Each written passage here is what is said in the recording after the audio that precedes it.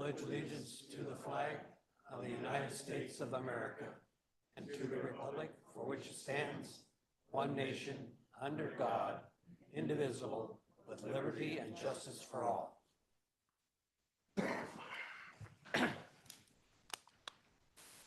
Okay, will the city recorder please call roll? Mayor Jacola, Present. Council President Steinhebel. Here. Councilor Dykstra, Here. Councilor Mann, Here. Councilor Savage, Here. Councilor Ulfers, Here. Councilor Workman.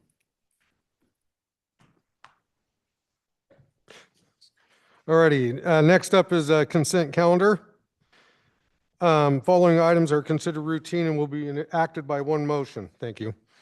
There will not be separate discussion on these items unless the councilor so requests. In that case, the item will be removed from the consent calendar and considered separately. Agenda, Lebanon City Council Agenda, May 8th, 2024. Board minutes from February 13th, 2024, Library Advisory Committee. February 21, 2024, Parks, Trees, and Trails Advisory Committee. And February 24th, 2024, Planning Commission. Council meetings from April 10th, 2024, work session, regular session, April 24th, 2024, work session, April 24th, 2024, executive session, and liquor license for Dark Bloom Coffee Company, limited on-premise new outlet. Is there a motion? Move for approval. Second.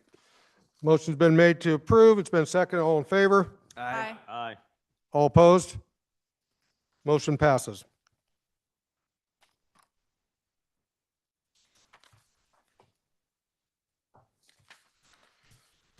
I don't have anything for presentations or recognition. We'll go into public comments. Citizens may address the council by filling out a testimony card prior to speaking, handed to the city recorder. Each citizen is provided up to 5 minutes to provide comment to the council. The council may take an additional 2 minutes to ask clarifying questions. The city recorder will accept and distribute written comments at speaker's request. First up tonight, Jeremy Guthner. Let me see if I get this going. Remember, when it's green, you're good. When it's yellow, you got 1 minute left, and when it's red, you're done. Fair enough? Yep. Okay. Am I on? Yes, you are. Yep. All right. My name is Jeremy Gunther. I live here in Lebanon. And I just want to bring awareness to a new device that's on the market that I think is pretty awesome. And that is a Verisistor. The particular brand name for the one I want to bring awareness to is called EMP Shield. A Verisistor is a device that is now code for all new homes in America. And its function is to level out surges that come into your house that can potentially damage electronics in your house, like your fridge or freezer. And Verisistors take everything that's above a certain level and just shunts it off the ground. As we get dirtier and dirtier power, like we see happening down in California, these devices are becoming more and more important, especially if we want to protect city equipment, like laptops, things like that. The advantage of a device as big as the EMP Shield is about 4 times as expensive as the standard one that's required by code, but it can handle a surge significantly higher. It's being marketed, as the name suggests, because it can handle what the military suggests an EMP could put out.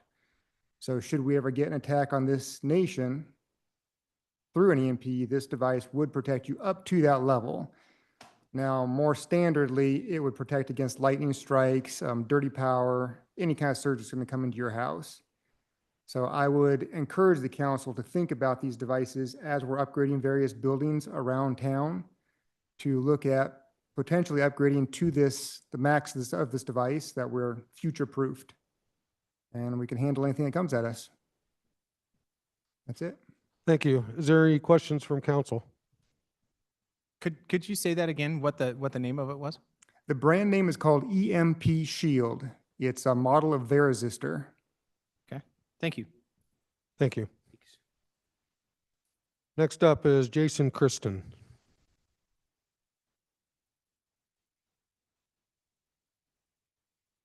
Hello, thanks for letting me come speak today. My name is Jason. I'm the founder and owner of Sleep Trailer LLC, which, for those of you that might not be aware, is a trailer. It's got 8 different sleeping pods on them.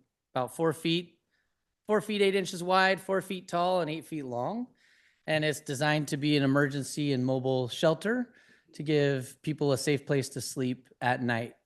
We were awarded a grant that will start in 2025 to find 4 locations to park the sleep trailer and run and operate a small pilot project where people would come, check in, use it to sleep at night, and then check out in the morning for that duration. So what I'm here today to do is kind of same thing, is to bring awareness, and you guys are the most connected people around here in town. And we're looking for 1 to 3 locations that we might be able to park and place this unit and be able to host this pilot project.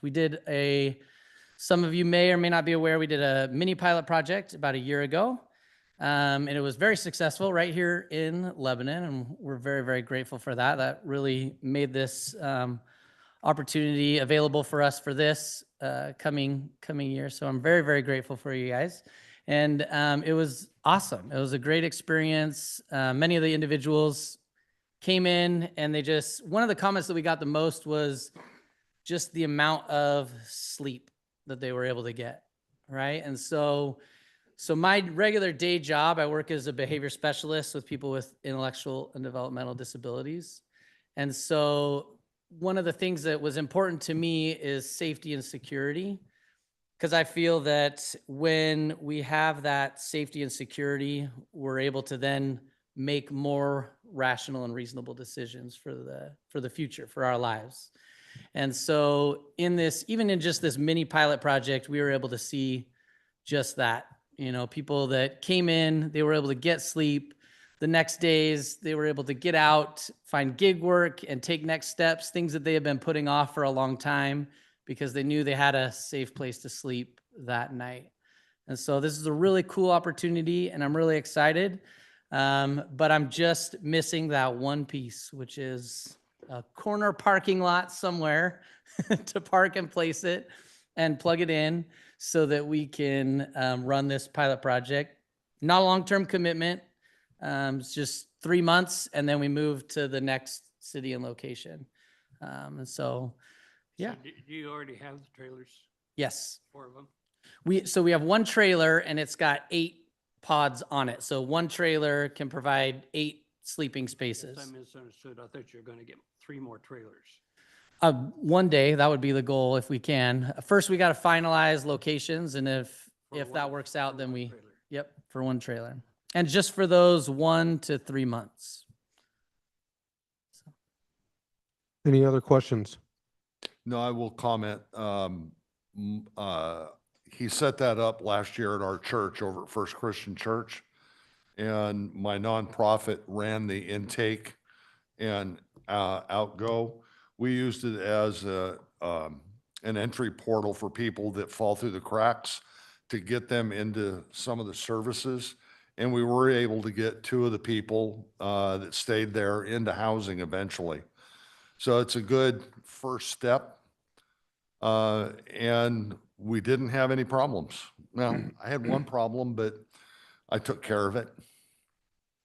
Other than that, everybody understood it was a pilot program.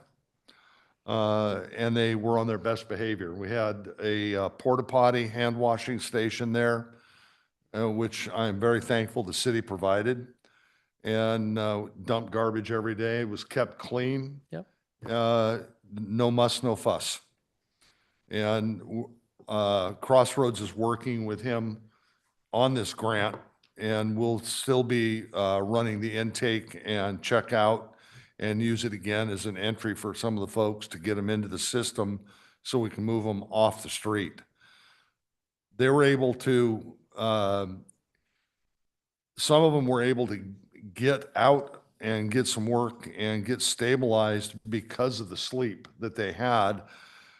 It took them out of that survival mode that they are on the streets, and they knew their stuff was secure because they can lock themselves in, even though we have a key to unlock it for them should we have a problem or Frank's guys need to get in or what have you. So it's a good program. And unlike last year, this one's heated and air conditioned now. Yeah. So, and even without the heat and AC, it still was 45, 48 degrees inside those cubes. So, And that good was program. during a time where it was 20 degrees outside and snowing and frost on the Yep. ground for that week. So the grant requirements, does the grant require it to be on public property? No, it's not required to be on public property. I wanted to come here because I knew it could be. And again, you guys are, people and know places and know Lebanon better than I would. And so, The lawyer in me always jumps to liability, right? So you say things are secure, who's making sure they're secure? Who's locking and unlocking? I mean, who's kind of the supervision of this thing while it's being used?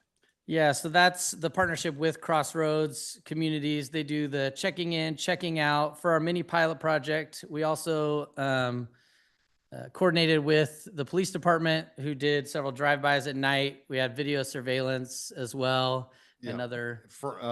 Frank's guys had a set of keys to it if they needed emergency access. We also, since our church is under video surveillance, every inch of it, it was monitored 24/7 on camera.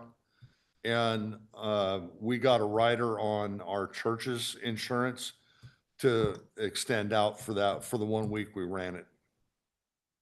Yeah, So we it would was a handle hold the har- It was the a hold insurance. harmless to the city.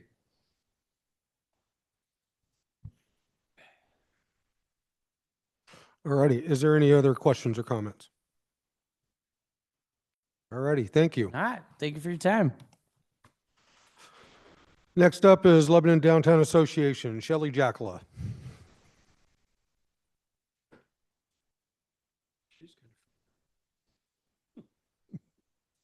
Done. Thank you.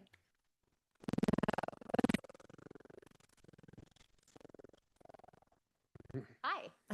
Just giving a little update on what we're doing and what we have been doing. Last month we got the senior high schoolers flags out, our banners down on Main Street, and we got 23 large ones and 16 small ones that went up, and we had 9 that were sponsored by local businesses and citizens. The city did a great job when I took them down there at 4 o'clock in the evening, and the next day they put them all up and had them out, and we've had great feedback from parents and people driving by and people coming downtown saying, it was great that the senior class is being honored that way. And they will stay up through graduation.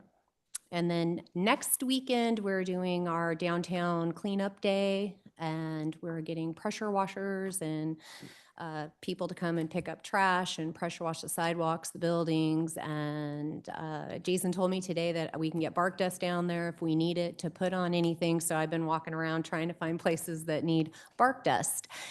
So we have the robotics kids are coming out and helping with that, and then just the merchants in downtown. And we've put in our application for the concerts in the park and movies in the park. One's at Academy Square, one's at Ralston Park. So those are both going to happen this summer. And we have a car show going on in August and the wine walk in July. And now we're starting an art project to take on for this summer too. And another mural started going up today in downtown. So that's all that we have right now going on. Any questions or? No? Any questions or comments? Okay, thank you. All righty. Thank you. All right. That concludes, unless there's any other ones. I only have 3. There was 3 that came up. So that concludes public comments. We'll move into public hearing. First public hearing will be on resolution number 9 for 2024, be for the fluoride subject. So public hearing is now open at 6:14. And will the city attorney read the hearing procedures and present the staff report? I'll present the staff report. There's really no hearing procedures per se. It's not land use. But we do have an opportunity for anybody to comment that would like to comment if it's, since we're holding it as a public hearing. I've worked with the city staff, Julie's been terrific. We've had several meetings and tried to work through this. We've brought back what we believe is a fair. There's certainly, it's not a take it or leave it. The city decides what the referral says, and ultimately, as long as I agree that it complies with state law, it can be changed as far as either the caption, the question, or the summary. You may have questions as to why it doesn't say more, why it says too much, why it says certain things. We're happy to answer those questions. We've gone back and forth and changed it a number of times. So it's not a perfect science, but we've come back with, I think, what we think works and what makes sense given the status. It's a little bit different than one where a city that doesn't have fluoride, and there's an effort to add fluoride to the system, because this is really a city that's had it since 2001. So the question is whether we discontinue it or continue the fluoridation of the water system.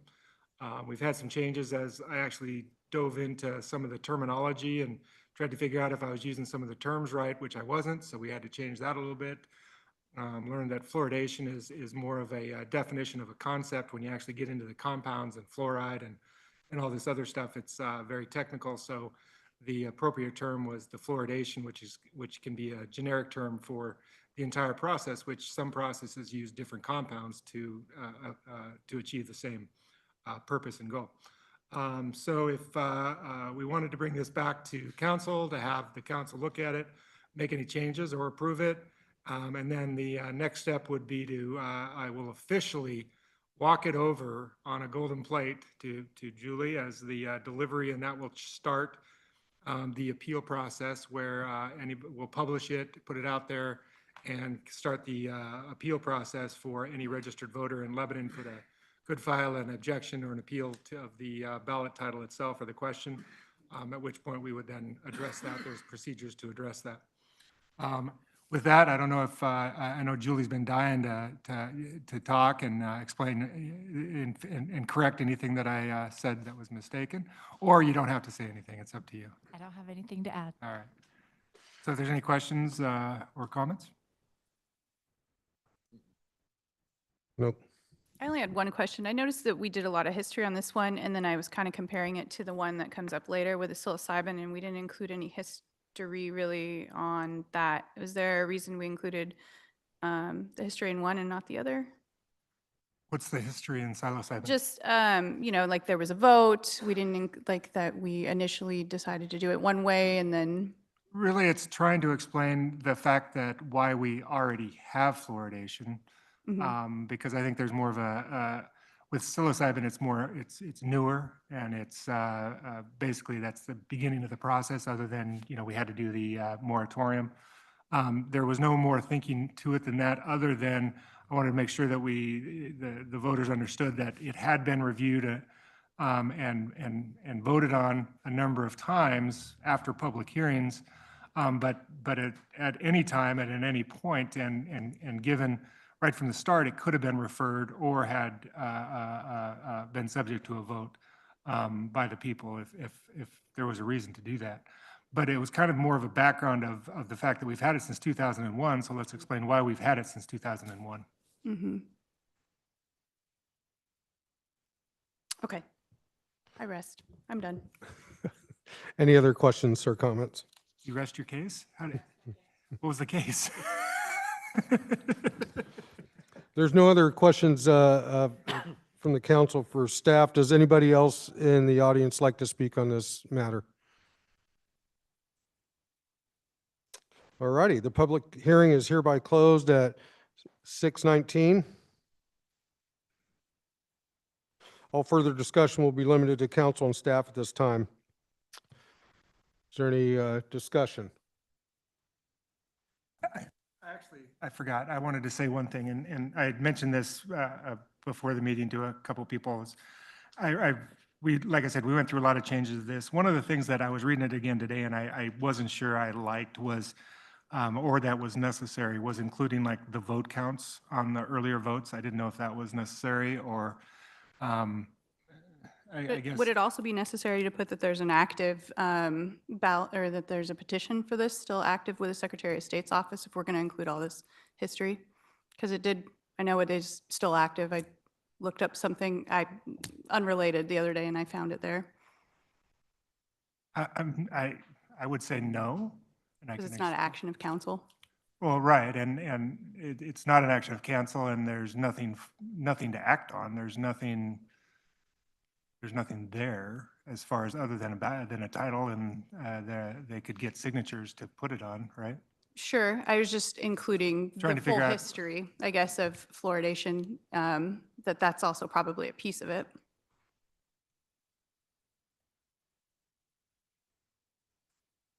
I guess I didn't rest my case, I'm sorry. Get 4 people to agree with you, I'll put it in. Trey, when we open the voters pamphlet in November, what in front of us will actually be on that? Will it start on the explanatory statement? Or will it start up? I think it starts with a question, I think. How does that actually look? That's a good one for Julie. See, you're going to have to talk after all. All right. Well, I believe it's going to start with the question, with the caption, then the question, and then I'll have the summary and the explanatory statement will be last. Okay. You have the vote in here from December 13th. Yeah, That's in there. I know, and my question was whether we thought it needed to be in there. After I read it for another time today in my review, I didn't know if I guess my thinking originally was, like, these are close votes, and because these last ones were close votes, it makes sense to put it out for a vote of the people. And Don't I see a guess that's, problem with it at all being in there. okay, that's just what my thinking was. Yeah, I agree, I don't see a problem with it at all. I think more history is better. You'd have really liked my first draft. I'm kind of wordy, so. So can I move that we submit it, or what does the motion look like Well, here? we'll have the city attorney read the Oh, okay, resolution yeah. first. We actually have a resolution, right? All right. Yes. So he'll read the resolution and then I'll ask if there's a motion. Still on? Yep. A resolution of the City of Lebanon calling an election to submit to the city electors the question of providing fluoridation of the public water supply and adopting a ballot title and explanatory statement, resolution number 2024-09. Thank you. Is there a motion? Move to approve. Second. Motion's been made to approve. It's been seconded. All in favor? Aye. Aye. All opposed? Motion passes. Vote explanation, I would like to say, while I disagree with the fact that we're sending this to the voters instead of using the open process for the petition that's on file, I do think it's important that council moves together, and that is why I voted yes. Thank you. Thank you. We'll move on to resolution number 10 for 2024 for the mushrooms. Public hearing is, because I can never pronounce that word. Psilocybin. Thank you. The public hearing is now open at 6:23. Will the city attorney, well, it has hearing procedures and your staff report. Sorry. You do whatever you feel necessary.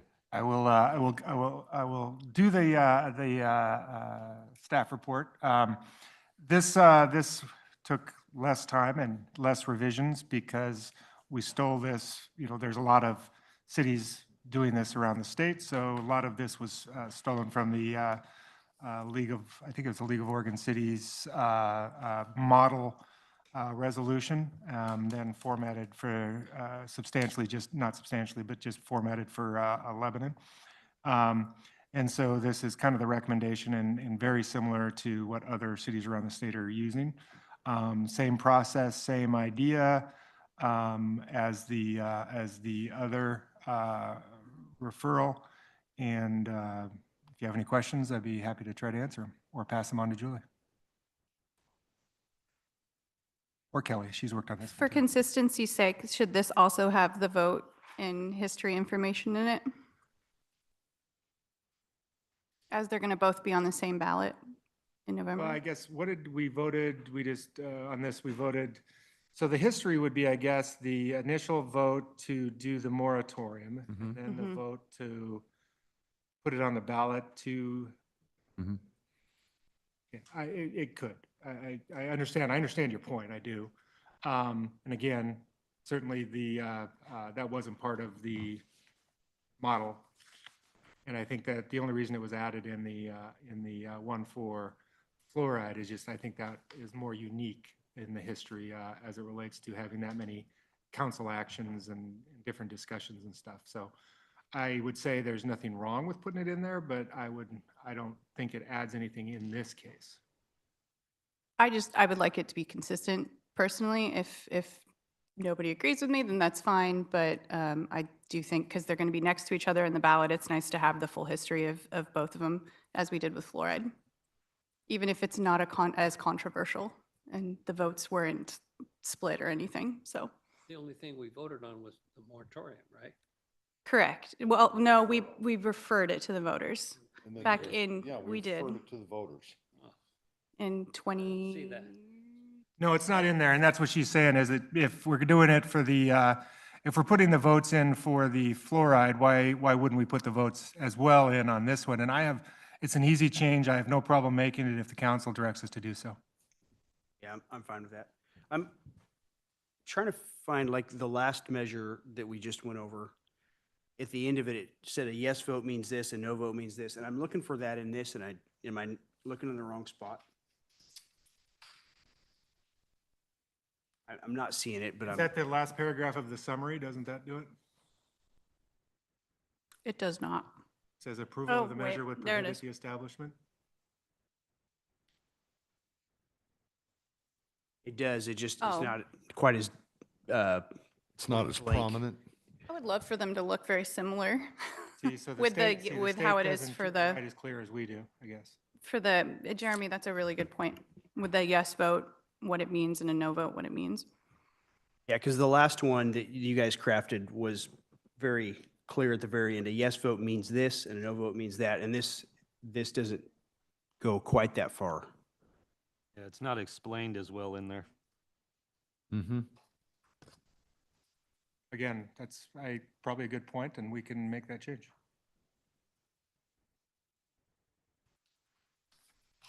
If you have to make that change, do we have to revisit this? No, you could, We can still motion to approve and then you do the update? yeah, when you do the motion, you just say, With the amendments, as amended, and yeah. Okay. somebody should go ahead and just make an amendment.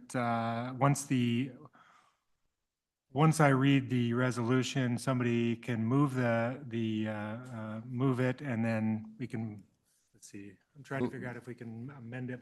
Move to amend and then. Well, we can amend it before we actually move the resolution itself, so then we can just move the resolution as amended. Don't we have enough time to take another look at it in June with an updated copy Julie, instead of trying timeline? Are to we force the good? amendments in? We do have time. I'm okay with that. Got one done, and then we'll get the other one done next month. Next month? I'm fine with that. If we have the time, it's not going to put, It's a minor change. It's a minor change. We could do it by amendment and have them just change it. I'm fine either way. yeah, I am too. I don't want to overthink this either. Okay. I guess, let me ask this question. What's your concern? I just want to see what it looks like. Maybe as a communications person, I just want to see what it looks like before I'm approving it, I guess. That's it.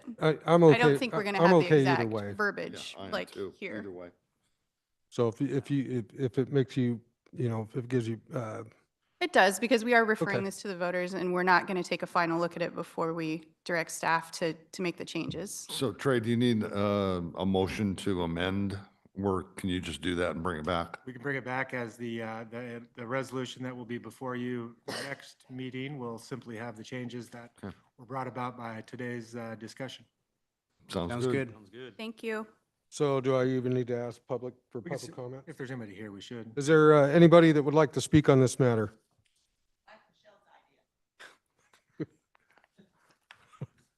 Thanks. Is that your mom? Then the public hearing is hereby closed at 6:29.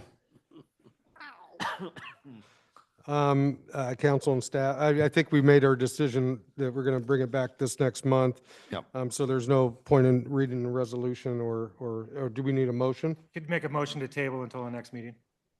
Is there a motion? Move to bring it back at the next Second. meeting with amendments. Second it. Motion's been made to bring it back this next month with amendments. All in favor? Aye. Aye. All opposed? Motion passes.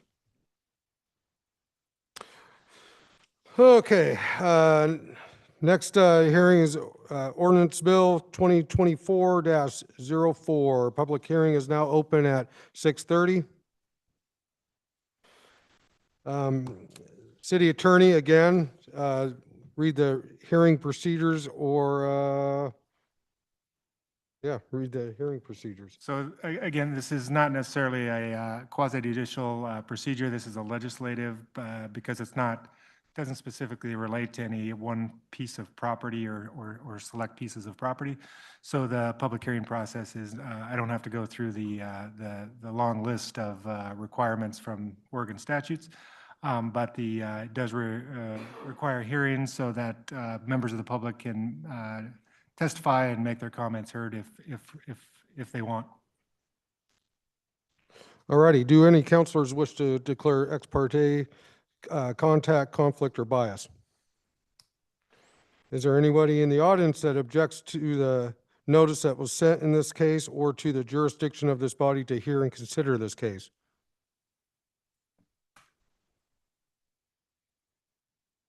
Will the Community Development Director present the staff report? Yes, sir. Good evening.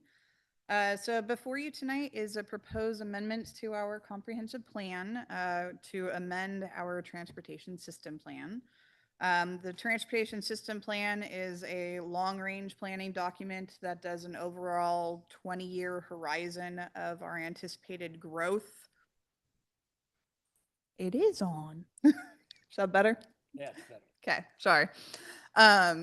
It's a 20-year horizon document that does an overall evaluation of the city's growth patterns, our anticipated population increases, and where we anticipate traffic impacts to occur and the types of projects that we will need to improve to ensure that the city's street system works efficiently. This is a planning document that we do our best to estimate what those projects are, and over time, as development occurs, sometimes we need to amend the document to appropriately add additional projects that we think may need to be addressed. This has happened. In 2020, we had a project occur with the Colonial Pause apartment complex at the end of Weldwood. As part of the development of that project, a transportation impact analysis was completed that identified that that project alone did not require any specific off-site traffic improvements. But there was an evaluation of the intersection of Weldwood and Cascade Drive, and it was identified that the city should consider some modifications to that intersection for improvement of circulation. And so what we are proposing to do, since that intersection is not included in the transportation system plan, is to include a project for that intersection as part of this plan, so that that would then allow for us to then go out and try to obtain grants for the planning, design, and ultimate build out of that intersection. So what is before you tonight is that proposed amendment to include a proposed roundabout for that intersection, as it is identified to be the most appropriate traffic pattern based off of our analysis. And that concludes my report. So what is proposed is for an amendment to the comprehensive plan. Any questions specifically about the traffic side of the equation? I'm going to punt to Ron, but besides that, yes, I'm throwing you under the bus. I'd be happy to answer any other questions. One question. Is this going to change with the building of that, the storage facility that's going in along that drive? No, the storage facility has such little traffic impact. It's literally maybe 5 trips per day. Okay. It won't impact the overall traffic use of the street. All right. Any other questions? No, we have buses from previous council meetings that go to Colonia, pause. The roundabout, I assume, would be large enough to handle that kind of traffic? Okay, thank you. Any other questions?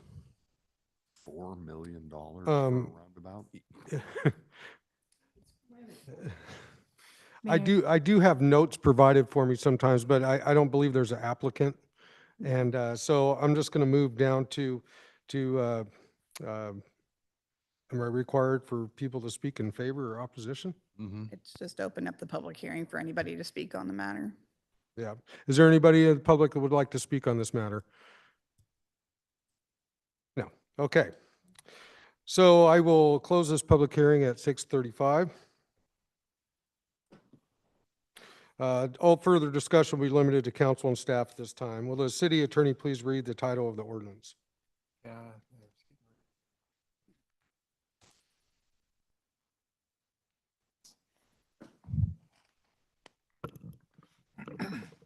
Ordinance Bill number 2024-04, ordinance number 3020. A bill for an ordinance amending Chapter 8 Transportation of Lebanon Comprehensive Plan and adopt the amendment to the Transportation System Plan, file CPTA 24-01, City of Lebanon. Is there a motion? Second. Motion's been moved to approve the ordinance. It's been seconded. All in favor? Aye. All opposed? Motion passes.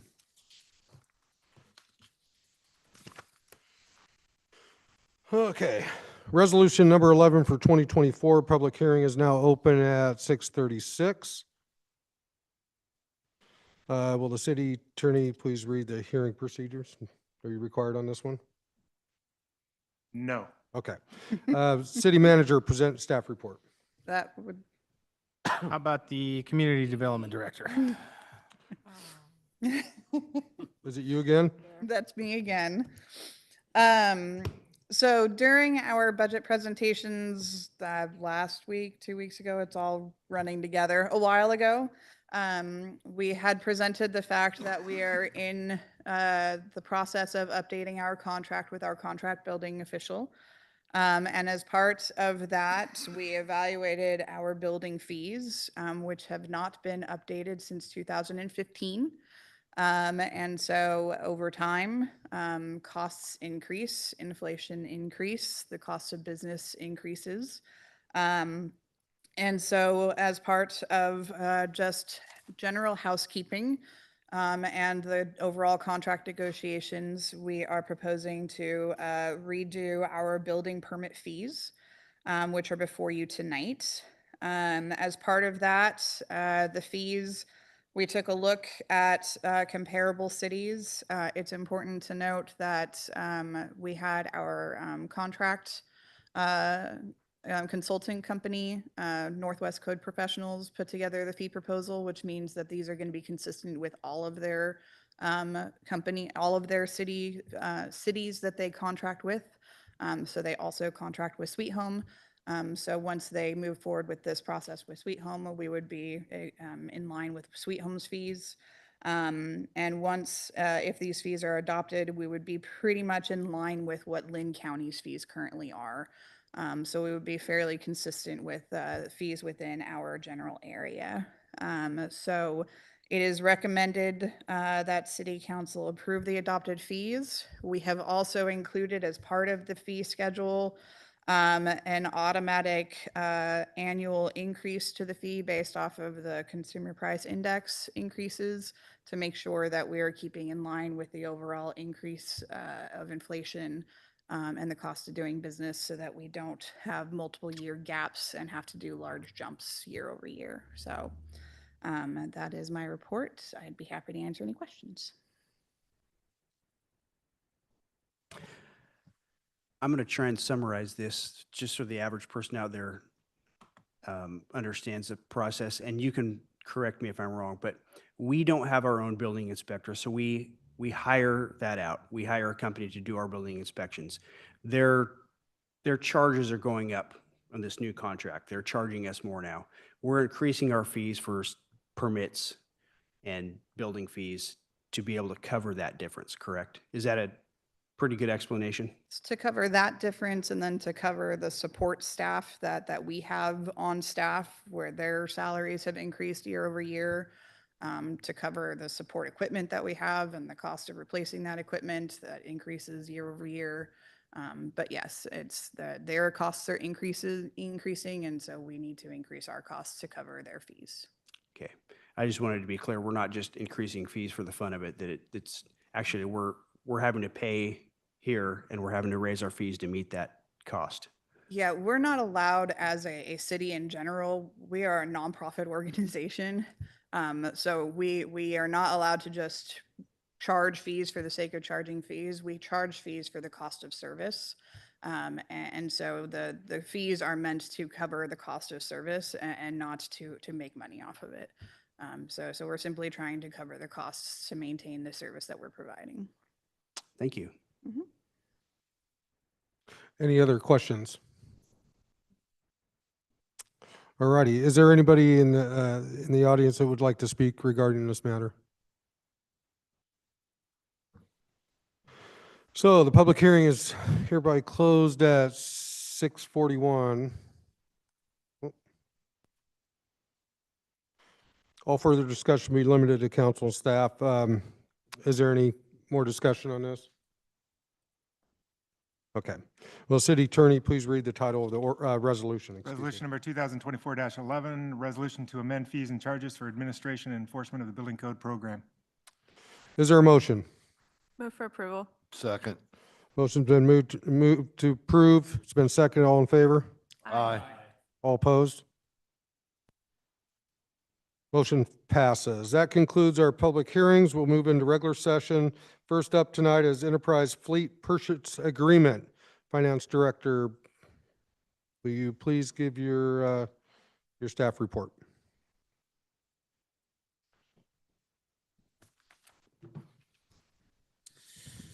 Good evening, counselors, Mr. Mayor. When it applies to specific. While I pull up the PowerPoint, I have a couple of guests with me, so I'm going to let them introduce themselves. Yes, hello, ladies and gentlemen of the council. My name's Andrea Biddle. I'm with Enterprise Fleet Management. I'm really excited to be here today to help answer any questions about the program, as well as help Brandon with the presenting portion as well.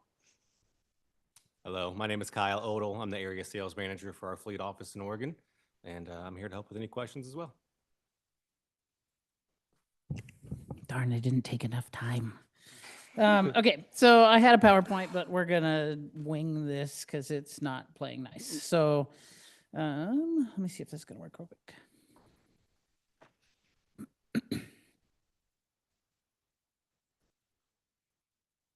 Nope, it's not. Okay.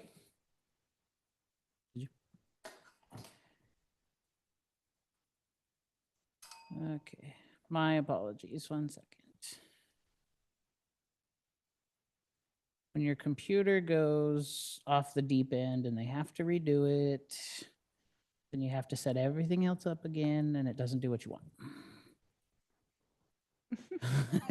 So it's supposed to be. Power surge. Well, while Brandon pulls that up, I can probably start by just speaking to a little bit of background about Enterprise, who we are. So Enterprise Fleet Management is actually a sister company to Enterprise Rent-A-Car. We're a third-generation family-owned business. We do make it a priority to help our partners locally. So Kyle and I, we're actually located out of Tualatin. Anybody that's going to be assigned to your team's fleet is actually going to also be local as well. Government has actually been one of our fastest growing partners over the past few years. Some of the people that we're partnered with is going to include City of Staten, City of Madras, City of Sweet Home, St. Helens, Newport, Jackson County, and many others. Thank you. Okay, so backing up a smidge, you have in your packets a memo that outlines kind of what we're looking at. But the city staff is proposing that we join in partnership with Enterprise Fleet Management to handle our vehicles across town. So just a little bit of background for you. We have 26 vehicles in our Public Works and Engineering Department. Additionally, we have some kind of heavy equipment such as the Vector and the backhoe. Those items, the heavy duty items, are not being considered under this program. But the 26 kind of mid-size vehicles and service trucks are under this potential agreement.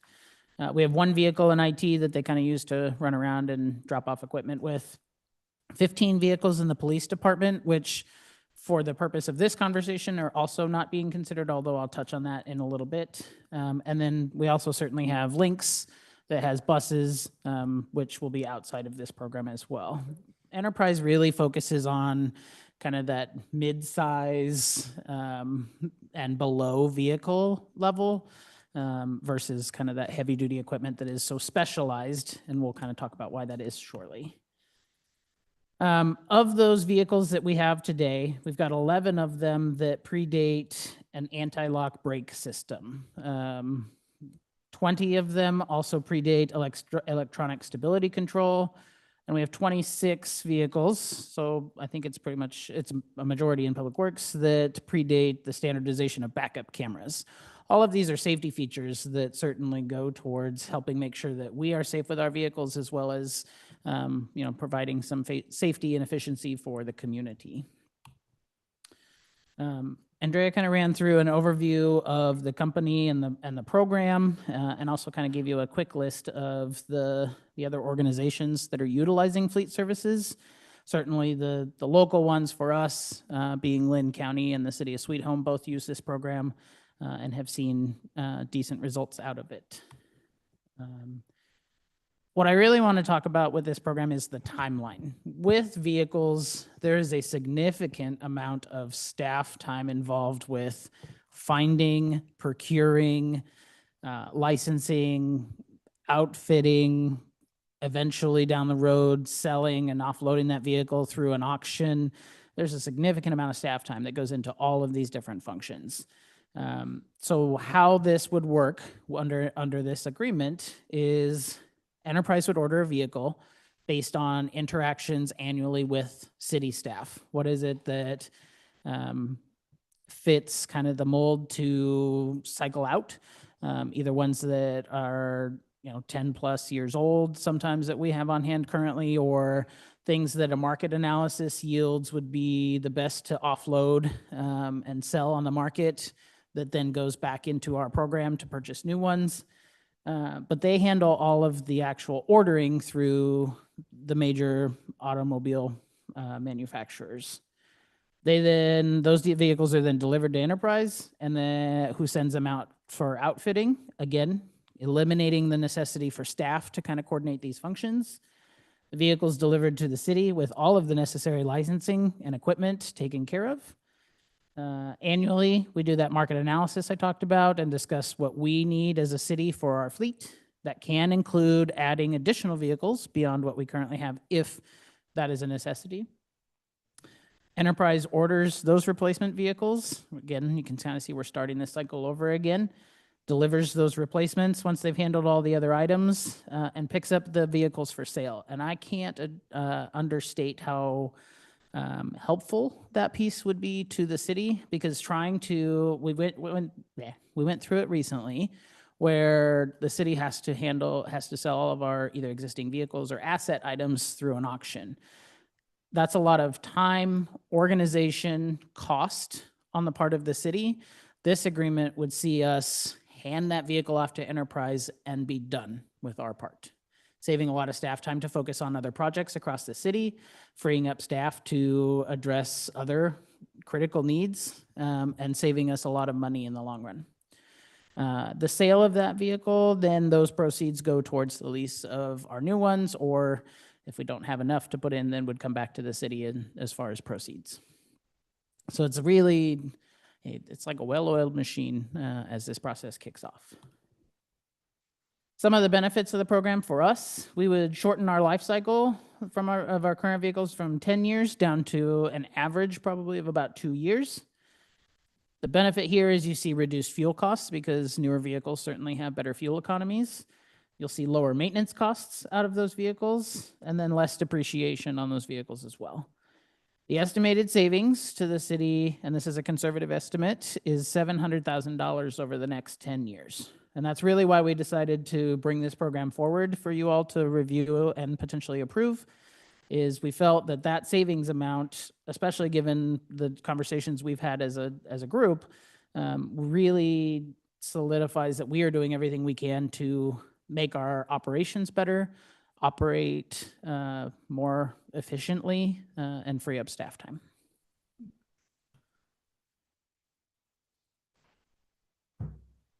So what you're looking at here is the philosophy that we take and what we're going to take when we're looking at the City of Lebanon's fleet. And essentially, it's going to break down the three costs that are associated with owning and operating a vehicle. First one to being depreciation. How much are you paying for that vehicle over its lifespan?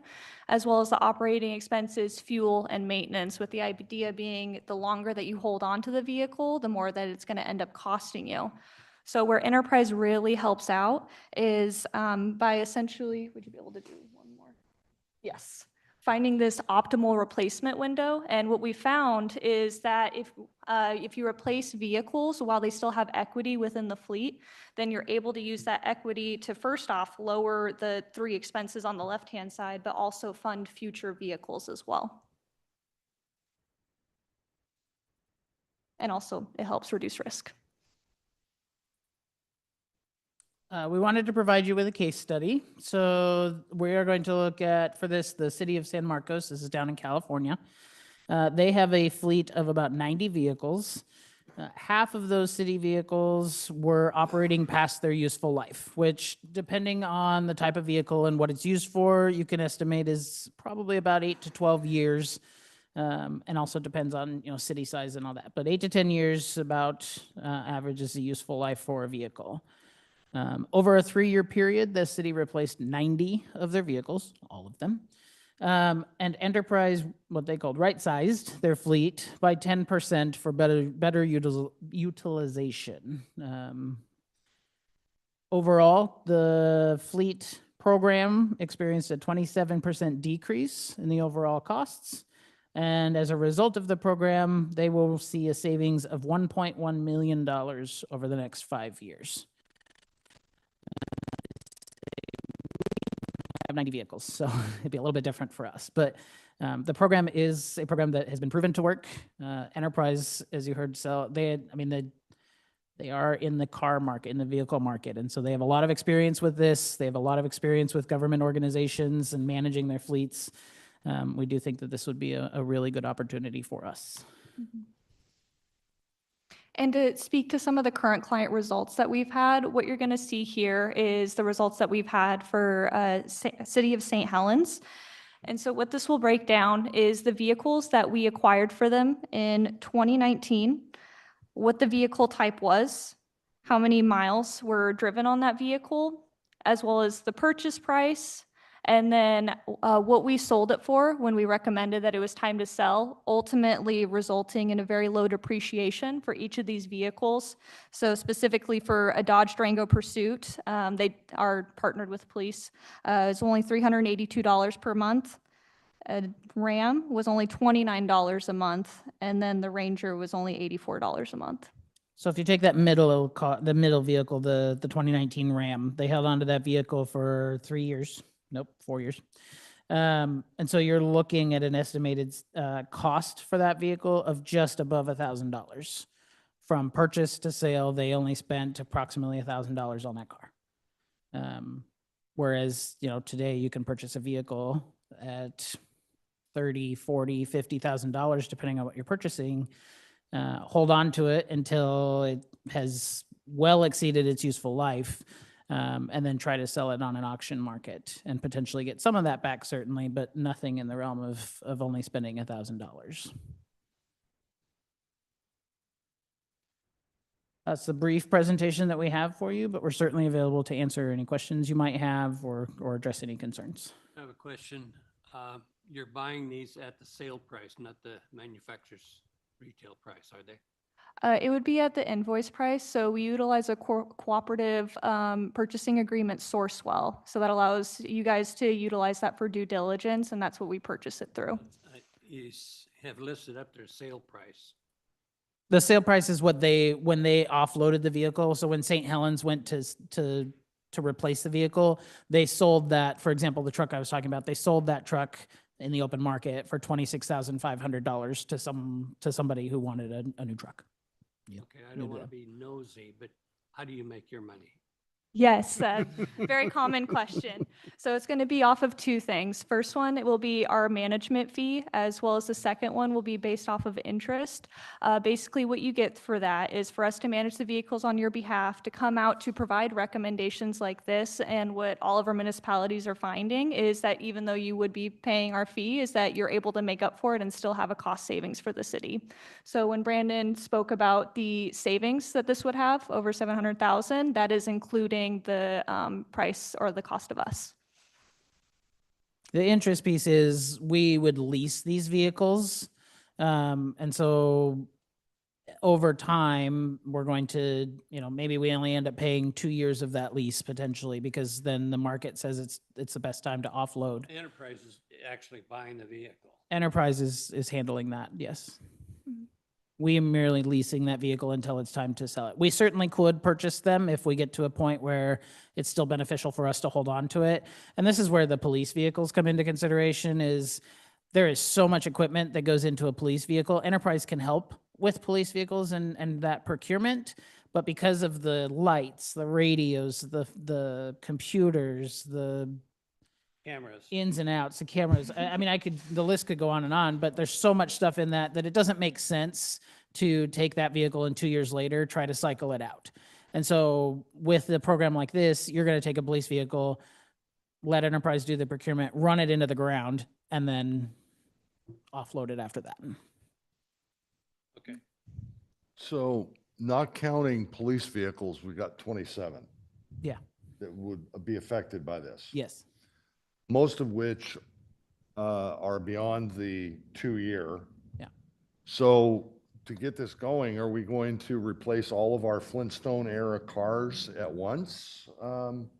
So Are you guys going to take them and sell them, or does Jason get to have another auction?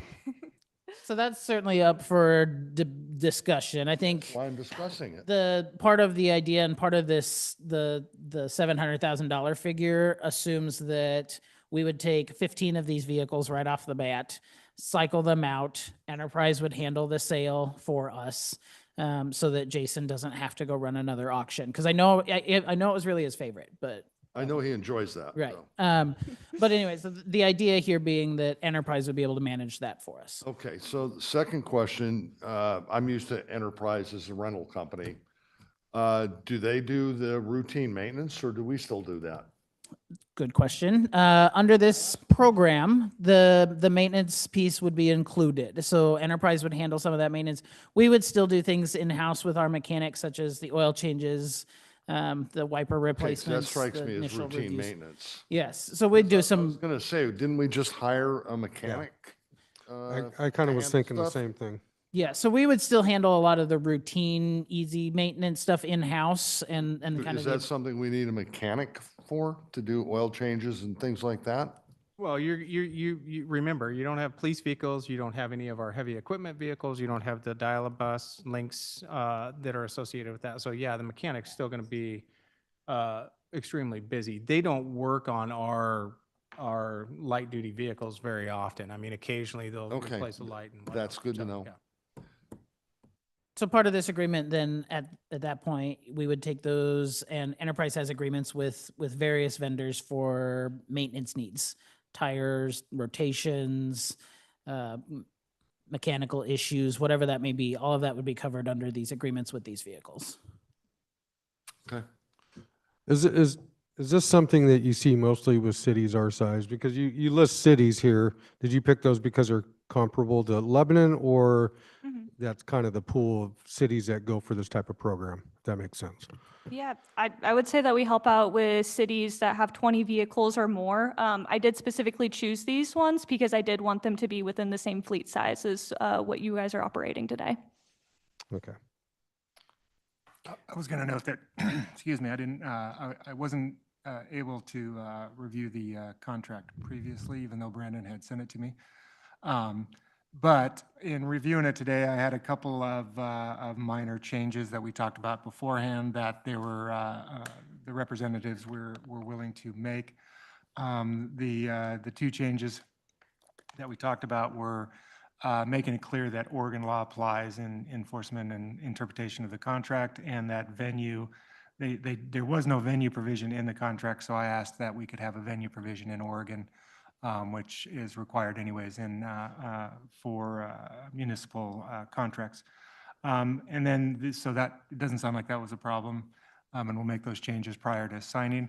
The other issue, I just have a question, is what's the relationship between Enterprise FM Trust as the lessor and Enterprise Fleet Management, Inc. as attorney in fact? What are the two entities and why isn't one the same? Yeah, so Enterprise FM Trust is what we're buying vehicles out of. It's kind of as our funding source. So Enterprise FM Trust needs to be separate to ensure that we're having different debt covenants met that we have with Enterprise as a country or Enterprise and the nation. So Enterprise FM Trust, think of it as our parent company, if you will. Enterprise Fleet Management is what we're doing business as. Okay. So Enterprise FM Trust would be the leaseor, so we're the ones holding title to the vehicles, but ultimately this is the city's vehicles to put police packaging in if they want to, or dump bodies or spreaders on, and then ultimately we pick the vehicles up and go out and sell for the city on the back end. I have a question mainly for the city attorney, and I'm sorry, I know you haven't reviewed the contract. Oh, I did quite today. yet. Okay, you have. If this winds up not being a great deal for us, do you see a way that we get out of the contract? I'm just asking the question. What was? There's no, I didn't see a set time frame on it, but I will say it does look like a very good deal. So I'm not as worried about that. I'm just worried about getting out of it if for some reason it later doesn't appear that it's serving us. If it pleases the city attorney, we can answer that over here. That would be great. So we'll say we make it. Are you like, if it pleases the court? Where did that come from? We're all judicial today. I'm already short to begin with, and the chair is making me much We'll make shorter. sure Michelle rests first. Yeah, I rest my case now. So we do make it very easy if you want to fire us, we'll say.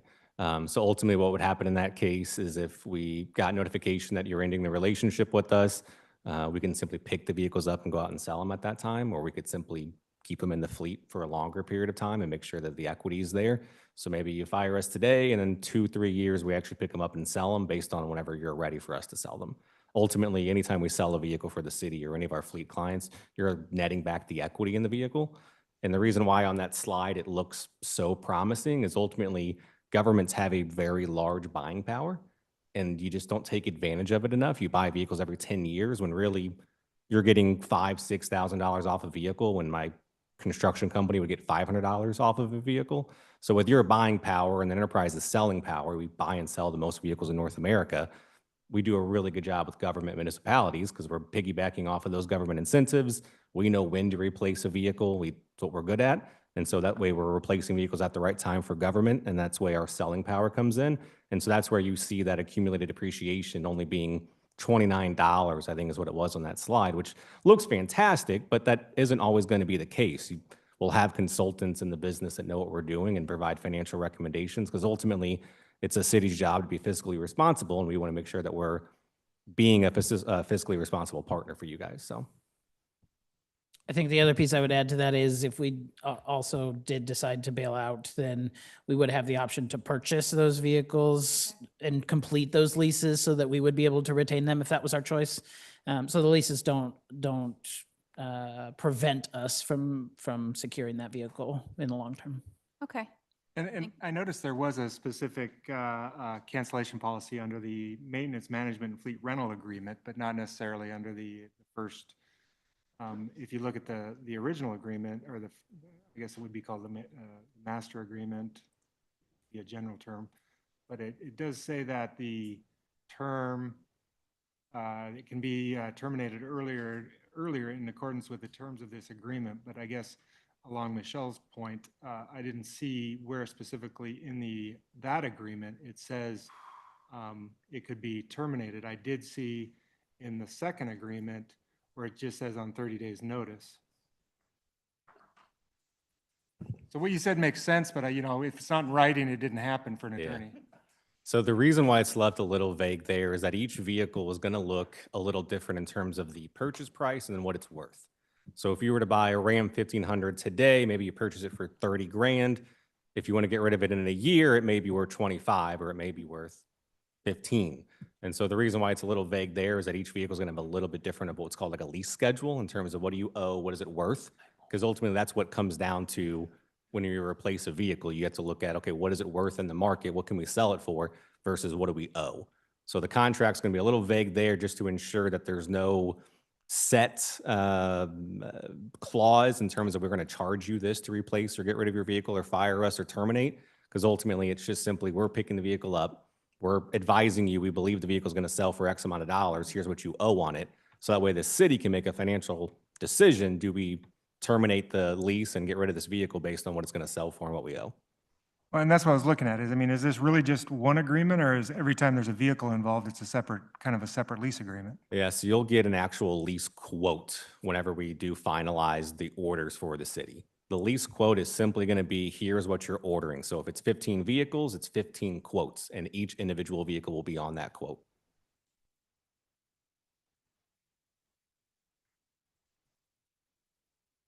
You have any other questions? I don't know, but he used the word vague, and you shouldn't use that in front of attorneys. I have a question. Well, Brandon, how did you come to the $700,000 in savings? Like what numbers did you use to get to that point? I can put that up on the screen. You can start talking about it, but I've got the slide too. Yeah, so basically what we put together is a 10-year analysis that first, I believe Brandon's going to put it up, but is going to highlight what an average budget year looks like to purchase a vehicle. And then over the course of the next 10 years, what it would look like through enterprise fleet management. And so basically what it's doing on that very far right side is comparing what a fleet budget would look like in years 1 through 10 compared to what it looks like today. And that's where you're getting that overall fleet savings of the $700,000.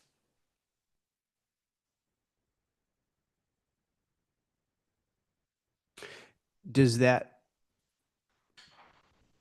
fleet budget, is that, I guess, reflective of how Lebanon has operated in years past? Like, is that how much we'd actually be spending and we have spent and forecast to spend? Yeah, we provided them with the figures for things like our maintenance costs and our fuel costs. So this is all based on our data.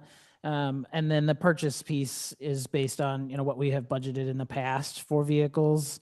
And then certainly, with some estimation of what it might look like moving forward if we were to keep doing this on our own. Okay.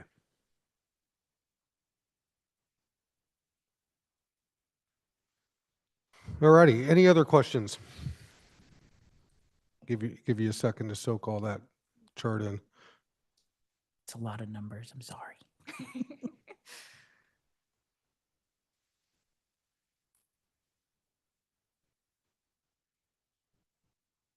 Doesn't look like there's any questions. So is there a motion?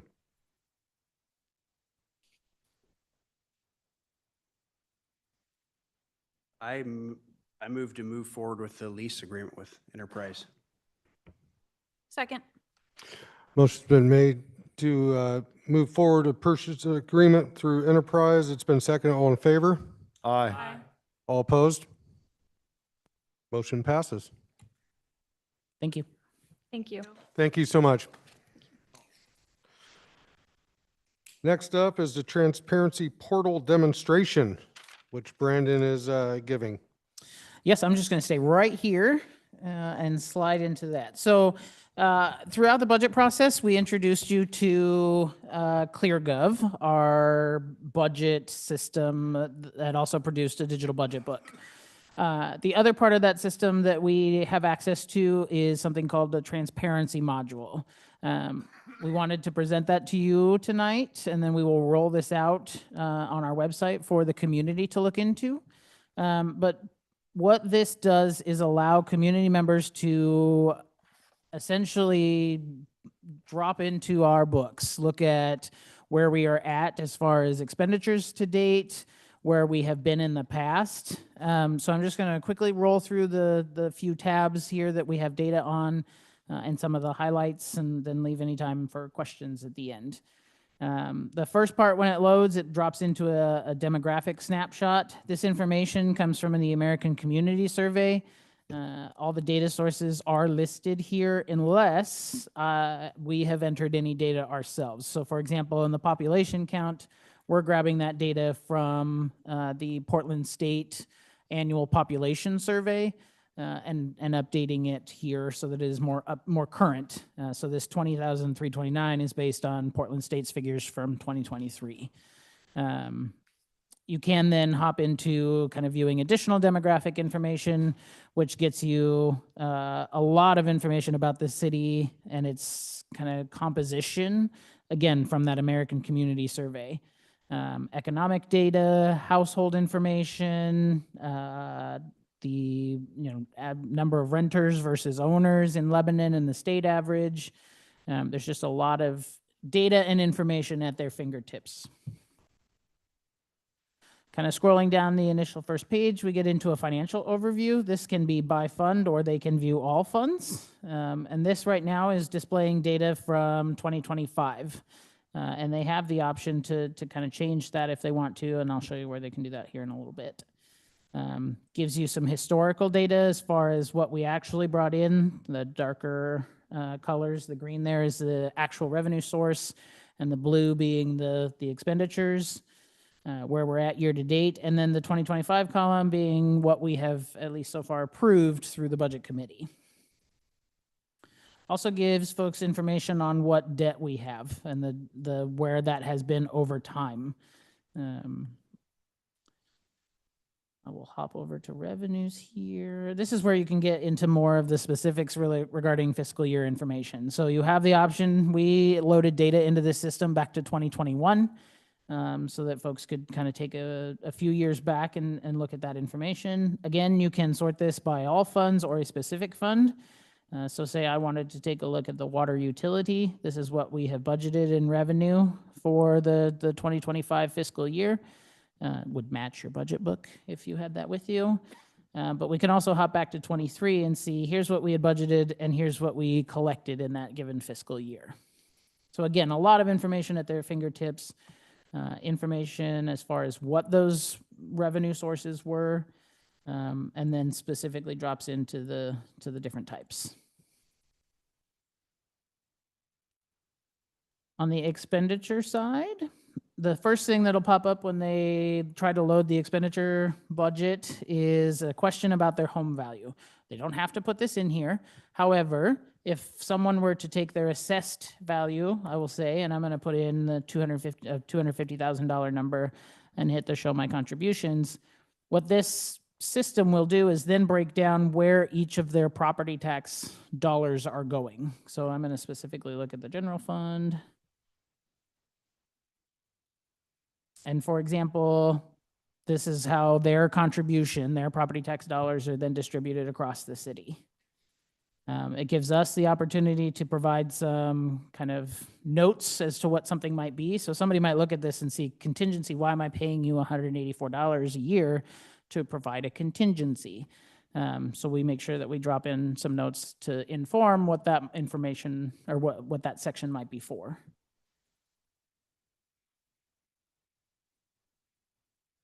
You can also sort this by objects. So if you didn't want to see it by department, you could look at, what does it cost for our employees? What do we have for materials and service? So the same breakdowns, just in a different category view. You can see in past fiscal years if there were over expenditures for some specific reason, and these are based on initial budgets, right? So no adjustments included, just what we had initially budgeted as far as adopted by the council each year.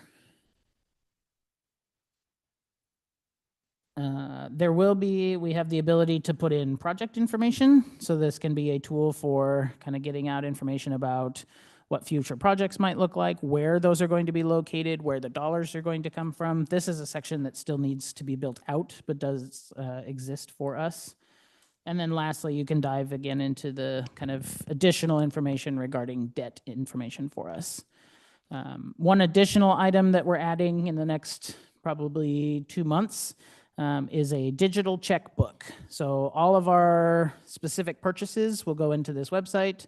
Folks can pop over here and see where it is that the city spends their money. And the benefit there being that, you know, they can see how much did this project cost us, or what are we spending on supplies. It's all open information, transparent, so that folks know exactly where their tax dollars, their fees are going.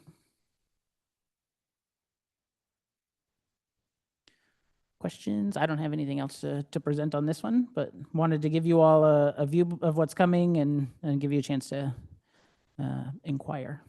This looks good. When is it coming? We'll push this out tomorrow via our website, and then those additional functions will come over time. Me too. Yep. Yeah, I Lot of like the information. transparency of it. Absolutely. Alrighty. Thank you, Brandon. Thank you. Next up is Public Works, authorization to purchase. Jason will be given his report.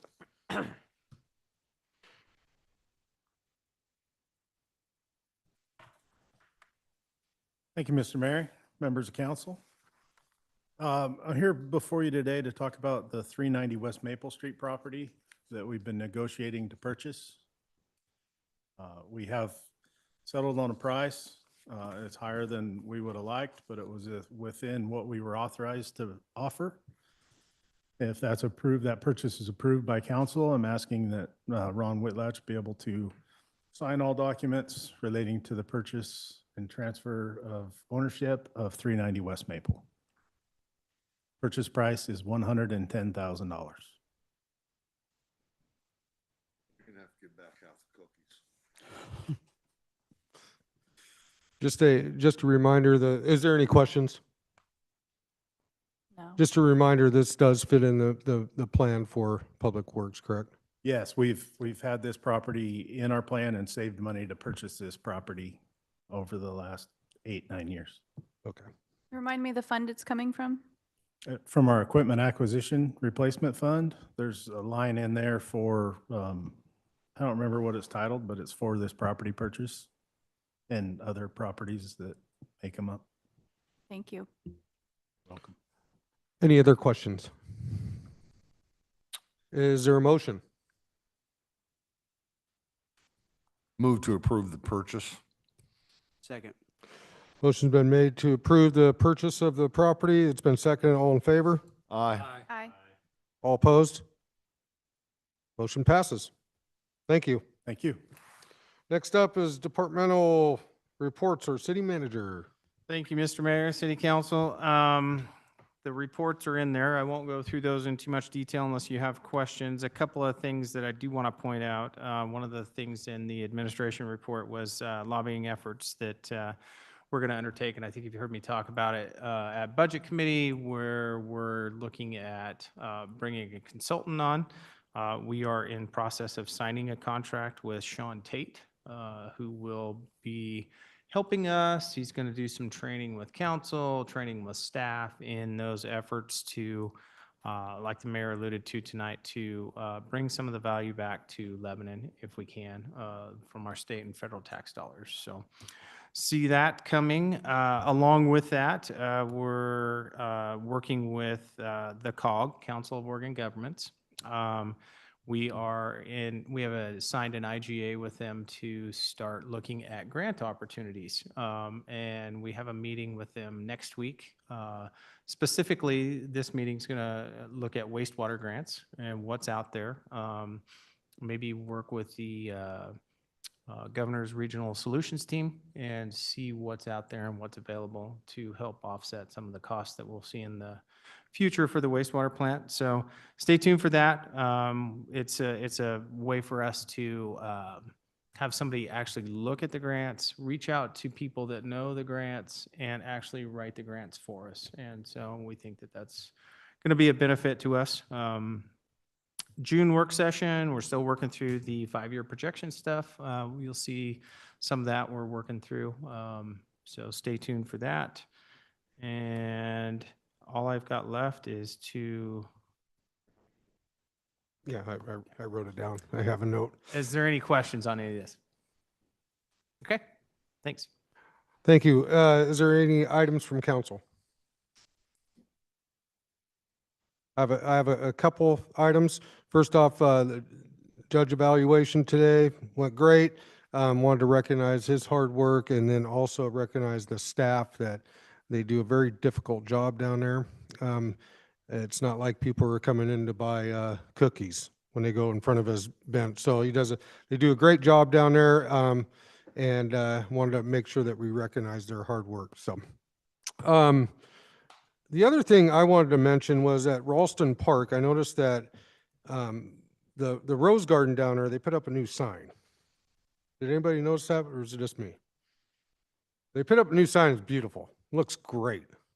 And I wanted to make sure that I put it on the public record that I appreciate when people do that, when committees get together and they improve little infrastructure like that. It makes me feel like we're heading in the right direction. So if you haven't had a chance to go down there, I would drive by there. They take really good care of that rose garden in there. So thank you. So if there's no other items from council, is there items from the public or press? I take that as a no, the silence. So the next council meeting will be June 12th, 2024, 6 p.m. Yes, I will be here. I was going to go on a vacation, but I figure I'd stick around until the meeting. So